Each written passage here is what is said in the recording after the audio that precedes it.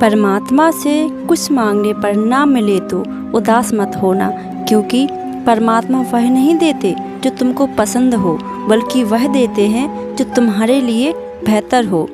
परमेश्वर कहते हैं, निराश ना हो, मैं तेरे साथ हूँ, सामने नहीं आसपास हूँ। नैनों को बंद कर और हृदय से स्मरण कर, मैं कोई और नहीं, तेरा भरोसा हूँ। परमात्मा पर तुम तभी यकीन कर सकते हो जब तुम स्वयं पर यकीन करते हो, क्योंकि परमात्मा बाहर नहीं, तुम्हारे ही भीतर है। ईश्वर ने हमें मस्तिष्क और शख्सियत में असीमित क्षमताएं और शक्तियां दी हैं। परमात्मा की उपासना हमारी क्षमताओं और शक्तियों का विकास करने में हमारी मदद करती है। परमेश्वर चाहते हैं कि हम लोगों की मदद करें, मगर यह उम्मीद मत रखना कि सामने वाला तुम्हारी मदद करेगा।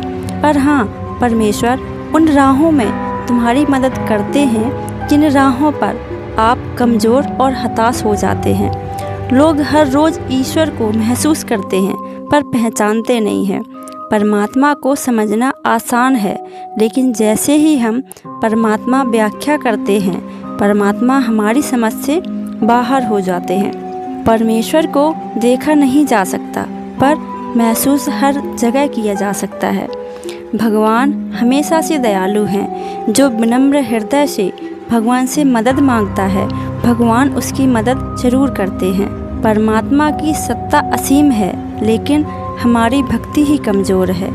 जो ईश्वर की सत्ता में अटूट विश्वास रखता है, उसके सारे कार्य बिना भी उनके संपूर्ण हो जाते हैं। परमेश्वर तो एक ही है, पर परमेश्वर की भक्ति के रूप अनेक हैं। सच्ची मोहब्बत और खुदा एक जैसे होते हैं। जब यह दोनों किसी को मिल जाते हैं तो फिर कोई ख्वाहिश बाकी नहीं रह जाती। जो इंसान अपने जीवन में सच्चाई की राह पर चलता है, ईश्वर उसके रास्ते की सारी परेशानियां दूर कर देते हैं। मिटाने से नहीं मिटते ये तकदीर के लेख, अच्छे कर्म करते चल फिर उसकी महिमा देख। अगर तुम्हारी पीड़ा एक जहाज जितनी विशाल है, तो यह याद रखना कि ईश्वर की कृपा सागर जितनी विराट है। स्वर्ग और नरक केवल हमारे दिमाग की उपज है। इंसान अपने कर्मों का फल इसी धरती पर भोगता है। फुर्सत नहीं है इंसान को कि कुछ पल याद करें भगवान को। ख्वाहिशें रखता स्वर्ग की, लेकिन पहुंच जाता शमशान को। ईश्वर से नहीं डरोगे तो भी कोई बात नहीं, लेकिन अपने द्वारा किए जाने वाले कर्मों से जरूर डरना, क्योंकि कर्मों के फल तो श्री राम और श्री कृष्ण को भी भोगने पड़े थे। माँ बाप की सेवा ईश्वर की उपासना के समान है। परमात्मा का आहार अहंकार है, इसीलिए अहंकार से बच के रहना। ईश्वर इतना निर्दयी और इतना निर्झरी तो नहीं हो सकता जो इंसान और इंसान के बीच ऊंच और नीच का भेद करे। भगवान जब इंसान का इम्तिहान लेते हैं, तब वो इंसान का और अधिक सामर्थ्य भी बढ़ा देते हैं, ताकि वो अधिक समझदारी और अधिक शक्ति के साथ आगे बढ़े। अगर तुम्हारे पास केवल भगवान है, तो तुम्हारे पास वो सब कुछ है जो आपको चाहिए। हम ईश्वर के अंश हैं। जिसको भी यह बात समझ में आ जाती है, उसके लिए कोई भी कार्य संभव नहीं रह जाता। कहते हैं जीवन की रेल का आखिरी स्टेशन ईश्वर का घर है। इसीलिए ऐ मुसाफिर अच्छे कर्म कर। कर्म की जमीन पर फल के लिए श्रम तो तुम्हें ही करना पड़ेगा। ईश्वर तो केवल रेखाएं खींचते हैं, रंग तो तुम्हें ही भरना पड़ेगा। जो परमेश्वर के सामने झुकता है वो सबको अच्छा लगता है, मगर जो सबके सामने झुकता है वो परमेश्वर को पसंद है।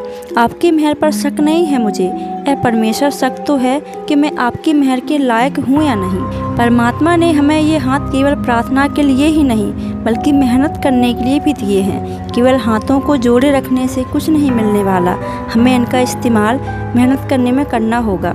मैंने जो कुछ खोया वो मेरी नादानी है, और मैंने जो कुछ पाया वो मेरे ईश्वर की मेहरबानी है।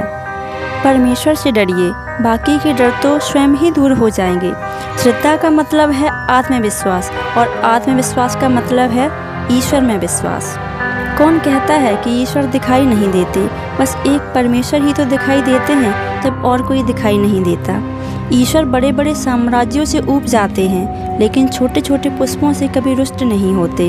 भगवान ने हर व्यक्ति को एक जैसा बनाया है, फर्क सिर्फ हमारे दिमाग के अंदर है। ईश्वर कभी भी मूर्तियों में नहीं होते, उनकी अनुभूति ही हमारा ईश्वर है और हमारी आत्मा ईश्वर का मंदिर है। भगवान वो नहीं है जो हमारे मन की मनोकामनाओं को पूरा करता है, बल्कि भगवान वो है जो हमारे मन से मनोकामनाओं का नाश करता है। तो इस वीडियो में इतना ही। तो मिलते हैं हम अगले वीडियो में, तब तक के लिए धन्यवाद।